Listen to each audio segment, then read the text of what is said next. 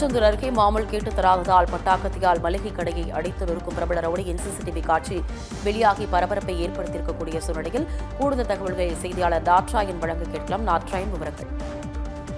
வணக்கம் தேவி.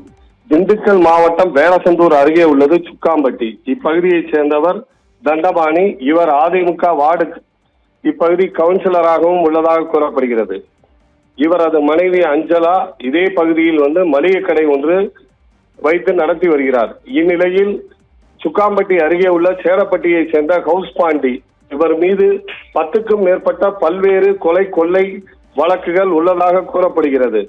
இந்நிலையில் இந்த ஹவுஸ் பாண்டி அடிக்கடி தண்டபாணி நடத்தும் மளிகை கடைக்கு சென்று மாமூல் கேட்பதும், அதேபோல் சுக்காம்பட்டி உள்ளிட்ட பல்வேறு பகுதிகளில் உள்ள வியாபாரிகளை மிரட்டி மாமூல் கேட்டும் வருவதாக கூறப்படுகிறது. இதன் காரணமாக காவல்துறையினரிடம் இப்பகுதி மக்கள் புகாரும் அளித்துள்ளனர்.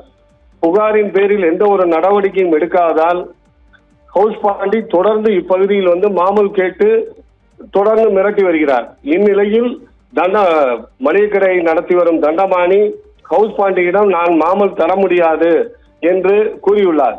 இதனால் ஆத்திரமுற்றவர் தொடர்ந்து தண்டபாணி மற்றும் அவரது மனைவி அஞ்சலா இருவரையும் கொலை செய்து விடுவதாக மிரட்டியுள்ளார். நேற்று இதேபோல் சுக்காம்பட்டியில் உள்ள அவரது கடையில் அஞ்சலா மட்டும் இருந்துள்ளார். தண்டபாணி இல்லை. அவர் வேறு பணிக்காக வெளியே சென்ற நிலையில் அங்கு வந்த ரவுடி ஹவுஸ் பாண்டி மற்றும் அவருடன் ஆதி என்பவரும் வந்துள்ளனர்.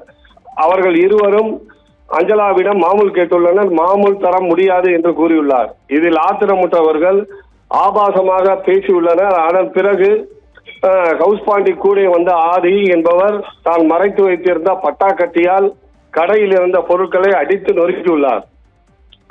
இதை அடுத்து இப்பகுதியில் இருந்தவர்கள் வருவதற்குள்ளேயே கடையை அடித்து நொறுக்கிவிட்டு அங்கிருந்து தப்பிச் சென்றுள்ளனர்.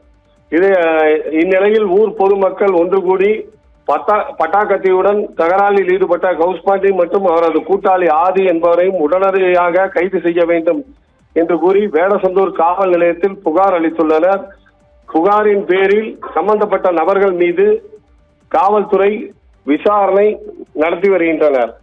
தொடர்ந்து கிராமப்புற பகுதியிலேயே பட்டாக்கத்தியுடன் ரவுடி மாமூல் கேட்டு கடையை அடித்து நொறுக்கிய சம்பவம் திண்டுக்கல் மாவட்டத்தில் பெரும் பரபரப்பை ஏற்படுத்தியுள்ளது. ரிதி,